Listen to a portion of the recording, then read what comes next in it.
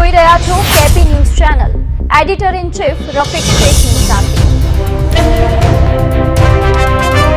લીંબાયતમાં 3 હત્યાઓ બાદ જેસીપી 1ની આગેવાનીમાં mega combing 200 જવાનોએ આખા વિસ્તારને બાનમાં લીધો। સુરત શહેરના લીંબાયત વિસ્તારમાં છેલ્લા 1 મહિનામાં કાયદોની વ્યવસ્થાની સ્થિતિ કથળતા સુરત પોલીસ હવે સફાળી જાગી છે। લીંબાયતમાં ટૂંકા ગાળામાં 3 હત્યાઓ અને અનેક મારામારીની ઘટનાઓ બનતા પોલીસ કમિશનરની સૂચનાથી આ વિસ્તારમાં સઘન ચેકિંગ અને કોમ્બિંગ ઓપરેશન હાથ ધરવામાં આવ્યું છે। જેસીપી 1ના નેતૃત્વમાં 200 પોલીસ જવાનો તૈનાત। લીંબાયત વિસ્તારમાં અસામાજિક તત્વોનો ખોફ દૂર કરવા અને શાંતિ જાળવવા માટે જેસીપી 1ની સીધી દેખરેખ હેઠળ કાર્યવાહી કરવામાં આવી છે। ઓપરેશનમાં 200થી વધુ પોલીસ કર્મચારીઓ જોડાયા છે। પોલીસના આ કાફલાએ લીંબાયતના સંવેદનશીલ વિસ્તારોમાં ઘૂસીને ગુનેગારોની શાન ઠેકાણે લાવવાનો પ્રયાસ કર્યો છે।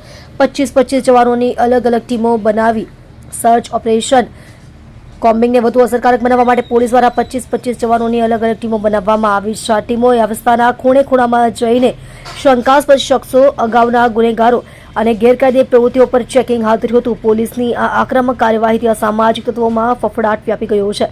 કાયદોની વ્યવસ્થા જાળવવા સખત સૂચના। સતત વધતી હત્યાની ઘટનાઓને પગલે પોલીસ એક્શન મોડમાં આવી છે। જેસીપી 1 દ્વારા સ્પષ્ટ સૂચના આપવામાં આવી છે કે લીંબાયતમાં કાયદો વ્યવસ્થા સાથે ચેડા કરનારને કોઈ પણ સંજોગોમાં છોડવામાં આવશે નહીં। આગામી દિવસોમાં પણ આ પ્રકારનું પેટ્રોલિંગ અને ચેકિંગ ચાલુ રાખવામાં આવશે જેથી સામાન્ય નાગરિકો સુરક્ષિત અનુભવી શકે।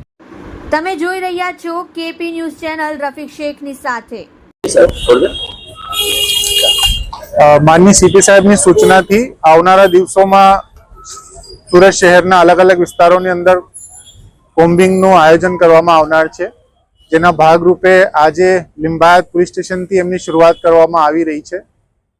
અલગ અલગ વિસ્તારોના એરિયા પસંદ કરીને એમની અંદર અમે જીપી એક્ટ 135 મુજબ અને બાકી એમબી એક્ટ મુજબની કાર્યવાહી કરવામાં આવશે।